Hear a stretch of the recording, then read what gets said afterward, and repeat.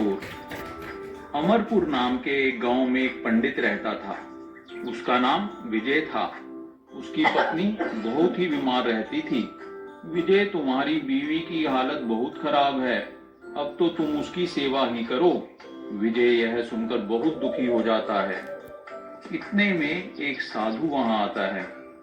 बेटा, क्या बात है, तुम बहुत परेशान लग रहे हो। बाबा, मेरी बीवी की हालत बहुत खराब है। डॉक्टरों ने भी जवाब दे दिया है, मुझे तो कुछ समझ ही नहीं आ रहा। साधु ने विजय की पत्नी को एक नजर देखा। बेटा, इसकी हालत तो वाकई ठीक नहीं है, परंतु अगर तुम चाहो तो इसकी तबीयत ठीक हो सकती है। वह कैसे बाबा? बेटा, यहाँ से कुछ ही दूर लखन नाम का एक चरवाहा जंगल में रोज भेड़ बकरियां चराता है। उसकी एक बकरी बहुत ही करामाती है। अगर तुम अपनी बीवी को उस बकरी का दूध पिला दो तो वह बिल्कुल ठीक हो जाएगी। लखन को भी उस अद्भुत बकरी के बारे में कुछ नहीं मालूम। पर बाबा, मैं इतनी बकरियों में से उस बकरी को पहचानूंगा कैसे? यही तो तुम्हारी परीक्षा है बेटा। हाँ, तुम ये काम लखन को बिना बताए करना, क्योंकि ना ही लखन तुम्हें वह बकरी देगा और ना ही उसका दूध। अगले ही दिन विजय एक गडरिये का भेष बनाकर उस दिशा की ओर चल देता है। भाई, तुम बकरियां चराने यहाँ रोज आते हो? हाँ भाई, पर तुम कौन हो? मैं भी एक चरवाहा हूँ। मैं पहाड़ के पीछे की ओर बकरियां चराता था। मेरी सभी बकरियां एक एक करके जंगली जानवरों ने खा ली। अब मैं काम की तलाश में इधर उधर भटक रहा हूँ। कोई बात नहीं भाई, जब तक तुम्हें काम नहीं मिलता तुम भी मेरी बकरियां चरा लो। तुम्हारे खाने पीने रहने का इंतजाम मैं कर दूंगा। मेरी थोड़ी मदद ही हो जाएगी। तुम्हारा बहुत बहुत धन्यवाद। विजय बहुत ही ध्यान से सभी बकरियों को बड़ी पैनी नजर से देखता है, लेकिन उसे तो सभी बकरियां एक जैसी लगती हैं। तभी विजय देखता है कि जिस ओर बकरियों का पूरा झुंड जा रहा है, एक बकरी कुछ अलग ही चल रही है। गौर से देखने में विजय पाता है कि जो बात उस बकरी में है दूसरी बकरियों में नहीं।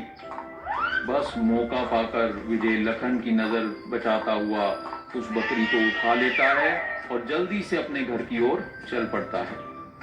लो भगवान, जल्दी से इस गरम गरम दूध को पी लो। देखते ही देखते कुछ ही दिनों में विजय की पत्नी बिल्कुल तंदुरुस्त हो जाती है। विजय उस साधु और भगवान का बहुत बहुत धन्यवाद करता है। उसके बाद वह लखन के पास जाता है और उसे सारी बात बताते हुए उससे माफी मांगता है और उसकी बकरी उसे लौटा देता है। अच्छे काम के लिए किया गया बुरा काम भी बुरा नहीं माना जाता। राजन एक गरीब किसान था। उसके पास बहुत थोड़ी सी जमीन थी। उस जमीन पर खेती कर अपना घर चलाता था। उसके कोई संतान नहीं थी। राजन का खेत एक तालाब के किनारे था। हर रोज राजन उस तालाब से पानी लाकर अपने पौधों को पानी देता। काश मेरे पास भी थोड़े पैसे होते तो मैं पानी लाने का कुछ इंतजाम करता। एक दिन राजन जब तालाब पर पहुंचा तो उसने देखा कि वहां एक बतख किनारे पर खड़ी है। उसके पैर में चोट लगी है। राजन उस बतख को उठाकर अपने घर ले आया। ये आज तुम बत्तख कहाँ से पकड़ कर ले आए? अपना खुद का गुजारा तो होता नहीं, अब ये बत्तख को दाना कहाँ से खिलाएंगे?